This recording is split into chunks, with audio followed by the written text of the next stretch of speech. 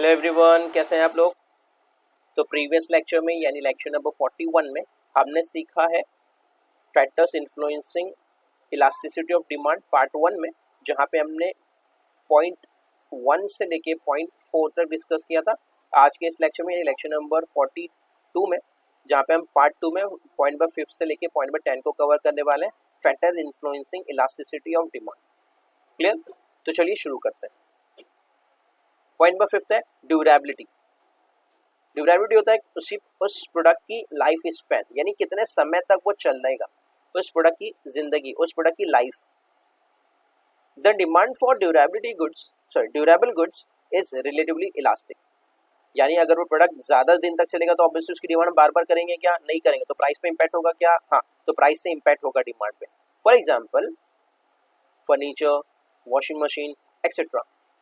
Demand for perishable goods means जो product जल्दी खराब हो जाते हैं, जिनकी लाइफ स्पैन कम होती है, उसे हम कहते हैं perishable goods. Durable goods means जिनकी लाइफ स्पैन ज्यादा होती है। एग्जांपल आपने देखा फर्नीचर, वॉशिंग मशीन एक्सेट्रा। ठीक है। पेरिशेबल गुड्स मीन्स जिनकी लाइफ स्पैन, जिनका टाइम, जिनका ड्यूरेशन बहुत कम होता है, is inelastic. For example milk, vegetable etcetera. तो इनका प्रोडक्ट का प्राइस जितना भी हाई हो जाए, हम उसको जरूर थोड़ा या कम जरूर कंज्यूम करेंगे, जरूर परचेस करेंगे, जरूर खरीदेंगे। ठीक है। तो अगर वो ड्यूरेबल गुड्स हुआ जिसका लाइफ स्पैन ज्यादा होता है, अभी आपको खुद पता होना चाहिए कि ड्यूरेबल गुड्स मींस जिस प्रोडक्ट का लाइफ स्पैन ज्यादा होता है उसे कहा गया ड्यूरेबल। तो अगर वो ड्यूरेबल गुड्स है जिसका लाइफ स्पैन ज्यादा होता है, तो उसकी प्रोडक्ट की डिमांड कैसे होगी? इलास्टिक होगी। क्यों? क्योंकि आपने एक बार खरीदा, दोबारा खरीदने की बहुत कम जरूरत पड़ेगी। जैसे वॉशिंग मशीन रोज नहीं खरीदी जाती, फर्नीचर रोज नहीं खरीदा जाता, तो इससे क्या होगा? उसकी डिमांड इलास्टिक होगी, कम या ज्यादा होगी, चेंज होगी। ठीक है। लेकिन where it comes to perishable goods, जहां पे उसका लाइफ स्पैन बहुत कम होता है, तो अब उसके प्राइस की वजह से उसकी जो इलास्टिक डिमांड है वो बहुत ज्यादा इनइलास्टिक होगी, जहां पे उस प्रोडक्ट की डिमांड पे कोई फर्क नहीं पड़ेगा। क्यों? क्योंकि पेरिशेबल गुड्स है, एक बार आपने खरीदा, दोबारा फिर खरीदना पड़ेगा, तीसरी बार फिर खरीदना पड़ेगा, चौथी बार खुद फिर खरीदना पड़ेगा। Like milk, vegetable, fruits etcetera. याद रखेंगे point number 4। Point number 5, durability. अगर वो ड्यूरेबल गुड्स है तो उसकी डिमांड होगी इलास्टिक, अगर वो पेरिशेबल गुड्स है तो उसकी डिमांड होगी इन इलास्टिक। ये पॉइंटर जो मैं आपको साइड में लिखता हूँ, आप इसे भी नोट डाउन कर सकते हैं ताकि आपको याद हो जाए। ये पूरे इस पॉइंट का आपने पॉइंट नंबर 5 जो पढ़ा, इस पूरे पॉइंट को एक इजी वर्ड में आपने एक्सप्लेन कर दिया, शॉर्ट टर्म में। अब आपको याद रहेगा। ऑब्जेक्टिव के पॉइंट ऑफ व्यू से आपसे पूरा ऑब्जेक्टिव में पूरा पूरा पॉइंट थोड़ी लिखने का आ जाता है, बस आपको ये डिस्टिंक्ट बिटवीन फाइंड करना होगा कि भाई अगर वो ड्यूरेबल गुड्स है then its demand is elastic, but अगर वो प्रोडक्ट पेरिशेबल है तो उसकी डिमांड होगी इन इलास्टिक। क्लियर? चलिए बढ़ते हैं पॉइंट नंबर 6 की तरफ। Complementary goods. आपको याद है अभी हमने प्रीवियस लेक्चर में सब्स्टिट्यूट गुड पढ़ा था कि अगर उसका सब्स्टिट्यूट गुड्स मार्केट में अवेलेबल है तो किस तरह से प्रोडक्ट की डिमांड कर देगी, और अगर प्रोडक्ट अवेलेबल नहीं है, सब्स्टिट्यूट अवेलेबल नहीं है, तो किस तरीके से डिमांड इलास्टिक हो जाएगी। ठीक है। अब बात करते हैं कॉम्प्लीमेंट्री। कॉम्प्लीमेंट्री गुड्स मींस दोनों साथ में यूज होने वाले प्रोडक्ट, इसके साथ दूसरा प्रोडक्ट भी यूज होगा, एक के साथ दूसरा भी प्रोडक्ट यूज होगा। जैसे आपने पढ़ा था प्रीवियस लेक्चर में, हमने आपको सिखाया था कि भाई car and petrol, TV and remote, इस तरीके के प्रोडक्ट जो होते हैं वो होते हैं कॉम्प्लीमेंट्री। ठीक है। अब याद रखते हैं the demand for a commodity which is use in conjunction, मतलब साथ में यूज होना, with other commodities to satisfy single want is relatively inelastic.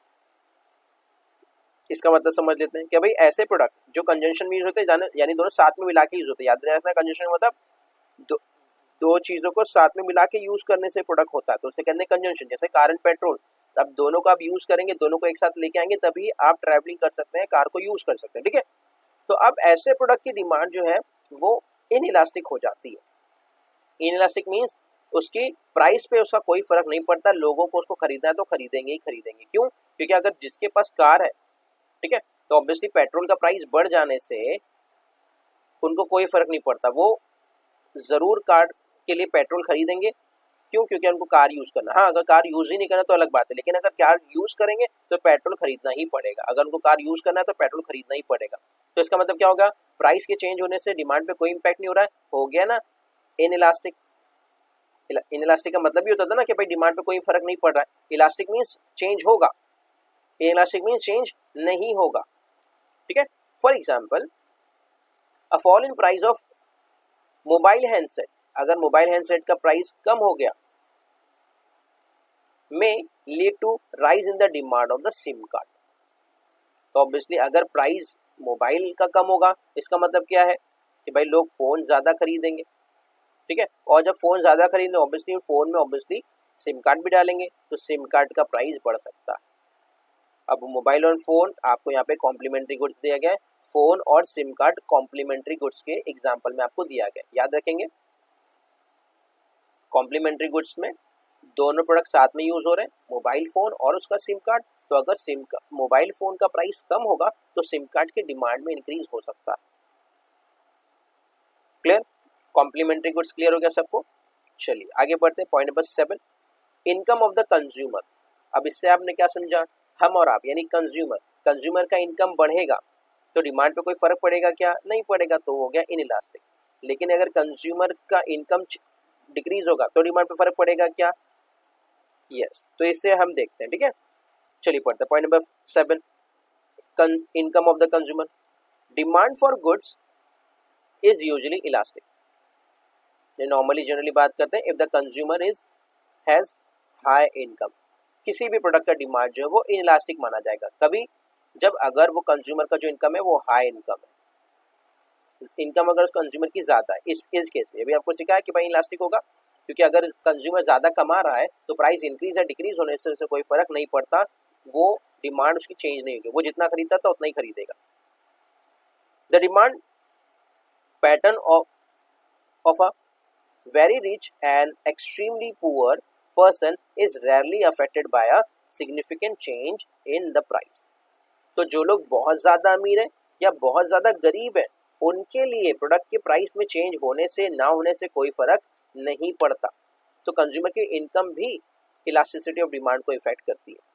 कैसे, लेट्स से कि अगर हम बात करें नॉर्मली जनरल एग्जांपल लेते हैं कि अगर जो लोग बहुत ज्यादा गरीब हैं, पुअर है, जो लेट्स से कि एक मोटरसाइकिल, एक बाइक अफोर्ड नहीं कर सकते, तो कोई एक अच्छी बाइक जिसका मार्केट में प्राइस 1 लाख रुपीज है वो डिक्रीज हो गया 90,000 हो गया, तो क्या इससे उसकी डिमांड बढ़ जाएगी, नहीं बढ़ेगी। क्यों, क्योंकि भाई इस 10,000 से इस पुअर पर्सन को कोई फर्क नहीं पड़ता।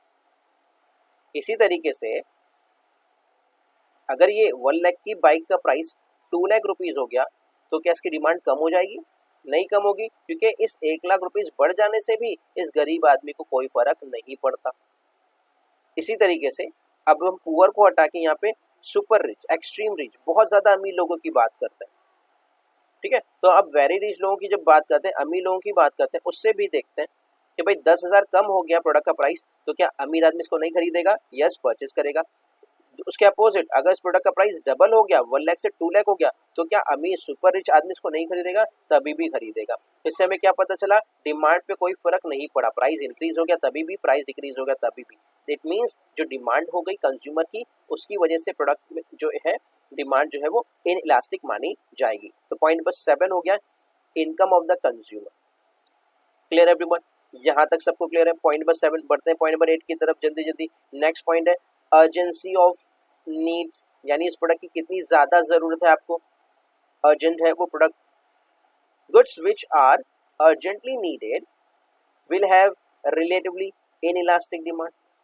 ऑब्वियसली जिस प्रोडक्ट की जरूरत आपको अभी के अभी है, बहुत ज्यादा है, तुरंत है, जैसे ब्लड बैंक में ब्लड, ठीक है, तो अब वहां पे उस प्रोडक्ट का प्राइस कितना भी हो, उस ब्लड का प्राइस कितना हो, उस मेडिसिन का प्राइस कितना भी हो, आप उसको जरूर खरीदेंगे, डिमांड पे कोई फर्क नहीं पड़ेगा, डिमांड चेंज नहीं होगा, आपको चाहिए तो आप खरीदेंगे। फॉर एग्जांपल इन्होंने देखो एग्जांपल भी दिया है, medicine, luxury goods which are less urgent have relatively elastic demand, ठीक है। जिन प्रोडक्ट के लिए ज्यादा जिन प्रोडक्ट की जो अर्जेंसी है वो ज्यादा है तो वो इनइलास्टिक हो जाएंगे। जिन प्रोडक्ट की डिमांड की अर्जेंसी कम है, जो अभी आज जरूरी है ही नहीं, कल खरीदेंगे, कल नहीं परसों खरीदेंगे, परसों नहीं नेक्स्ट डे खरीदेंगे, नेक्स्ट वीक खरीदेंगे, नेक्स्ट मंथ खरीदेंगे, नेक्स्ट ईयर खरीदेंगे, दैट मीन्स उस प्रोडक्ट की डिमांड जो है चेंज हो रही है तो वो हो जाएगा इलास्टिक। लेकिन जिस प्रोडक्ट की डिमांड अर्जेंट है, आज का आज ही, अभी का अभी हमें चाहिए, दैट मीन्स उसकी डिमांड चेंज नहीं होगी, प्राइस इंक्रीज हो जाए डिक्रीज हो जाए कोई फर्क नहीं पड़ता, तो उस प्रोडक्ट की डिमांड को कहेंगे कि भाई ब्लड बैंक में ब्लड की या मेडिसिन की जो डिमांड है वो इन इलास्टिक है। क्लियर? पॉइंट नंबर 8 क्लियर हो गया सबको? Point number 8 says urgency of the need, consumer को उस प्रोडक्ट की कितनी ज्यादा जरूरत है। आगे बढ़ते, पॉइंट नंबर 9, टाइम पीरियड, कि भाई हम कितने समय तक वो प्रोडक्ट यूज कर रहे हैं। Elasticity of demand is always related to time period. Obviously हम कितने समय तक वो प्रोडक्ट यूज करें उस पर भी बहुत ज्यादा डिपेंड करता है elasticity of demand. It varies with the length of the time period, यानी अगर हम उसको 6 महीने के लिए यूज करें तो उसकी डिमांड अलग होगी, 6 साल के लिए यूज करें तो उसकी डिमांड अलग हो सकती है। Generally speaking, longer duration of the period greater will be the elasticity of demand, यानी आप एक प्रोडक्ट को जितना ज्यादा यूज करेंगे उसकी इलास्टिसिटी उतनी ज्यादा हाई होगी, इलास्टिक होगा वो प्रोडक्ट। जैसे अभी आपने पढ़ा था रेफ्रिजरेटर का एग्जांपल हमने पढ़ा था, फूड ग्रेन का हमने एग्जांपल पढ़ा था कि जहाँ पे वो प्रोडक्ट ड्यूरेबल था। अब ड्यूरेबल था तो उसकी डिमांड क्या हो रही थी, चेंज नहीं हो रही थी, ठीक है। लेकिन अगर पेरिशेबल था तो उसकी डिमांड क्या थी, इलास्टिक थी, क्योंकि आज हम खरीदेंगे कल फिर से खरीदेंगे, क्योंकि उसका लाइफ स्पैन कम था, ठीक है, पीरियड जो था वो कम था। ड्यूरेबल गुड्स में क्या होता है, पीरियड जो है लाइफ स्पैन ज्यादा होता था, तो आज हमने खरीदा फिर हम डायरेक्ट 10 साल बाद ही खरीदेंगे, ठीक है। तो इससे जो है डिमांड पे कोई फर्क नहीं पड़ रहा था। वाइस वर्सा का मतलब उसका उल्टा, अगर जितना लाइफ स्पैन कम उतना ही इलास्टिक, जितना लाइफ स्पैन ज्यादा उतना in elastic. This is because a consumer can change the consumption habit in the long run. Obviously अगर ज्यादा समय के लिए उसको दिया जाएगा तो क्या करेगा, अगर उसको 2 साल के लिए, 5 साल के लिए, 10 साल के लिए कोई प्रोडक्ट वो परचेस कर रहा है, खरीद रहा है, तो क्या कर सकता है, आपके प्रोडक्ट से दूसरे प्रोडक्ट की तरफ वो शिफ्ट हो सकता है, जंप कर सकता है, या फिर कह लीजिए आपके प्रोडक्ट के अल्टरनेट को दूसरा प्रोडक्ट फाइंड कर सकता है, या हो सकता है आपका प्रोडक्ट यूज करना छोड़ सकता है, दूसरा अल्टरनेट फाइंड कर सकता है in favour of cheaper substitute. ठीक है कि भाई हमने क्या किया, दूसरे प्रोडक्ट की तरफ वो शिफ्ट हो सकता है फॉर द कम्युनिटी। जो भी प्रोडक्ट वो खरीद रहा है आपका फर्नीचर से दूसरे फर्नीचर की तरफ, आपके रेफ्रिजरेटर के दूसरी तरफ रेफ्रिजरेटर की तरफ वो मूव कर सकता है, दूसरा सब्स्टिट्यूट को अपना सकता है। क्यों, अगर ज्यादा ड्यूरेशन होगा तो, ठीक है। तो आपकी डिमांड कैसी हो जाएगी, इन इलास्टिक हो जाएगी। बढ़ते हैं point number 10, proportion of expenditure, यानी कंज्यूमर के पास कितना एक्सपेंडिचर करने के लिए इनकम अवेलेबल है, उस इनकम की बात कर रहे हैं।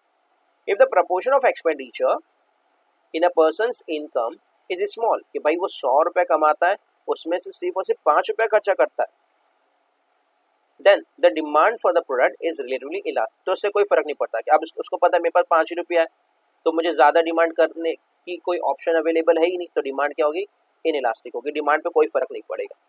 लेकिन फॉर एग्जाम्पल आपको बताया news papers, if the proportion of expenditure is large, कि भाई आपने पता है कि भाई इनकम कंज्यूमर की बहुत ज्यादा है, लेकिन उस प्रोडक्ट पे एक्सपेंडिचर कितना करना पड़ता है, 2 रुपया, 3 रुपया, 4 रुपया, 5 रुपया न्यूज़पेपर का एक्सपेंडिचर होता है, तो अब उस पर डिमांड पे कोई फर्क नहीं पड़ता है, ठीक है।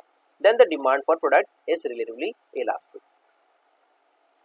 तो जितना ज्यादा इनकम लेगा वो एक्सपेंडिचर, लेट्स से 100 रुपीज का इनकम है और उस प्रोडक्ट को खरीदने के लिए 90 रुपीज लग जाते हैं, तो लेट्स से पिज्जा बर्गर, तो अब ऐसे प्रोडक्ट को खरीदने के लिए 90 रुपीज, जब 99 रुपीज आपका लग गया तो ऑब्वियसली इसकी डिमांड जो होगी वो इलास्टिक होगी, इसकी डिमांड कम ज्यादा हो सकती है।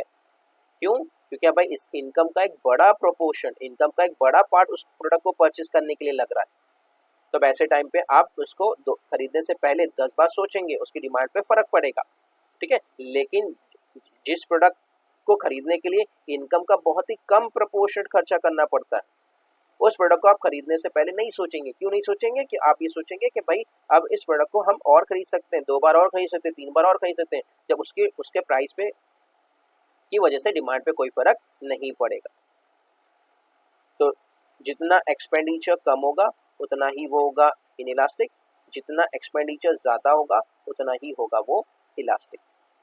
तो ये था factor influencing elasticity of demand.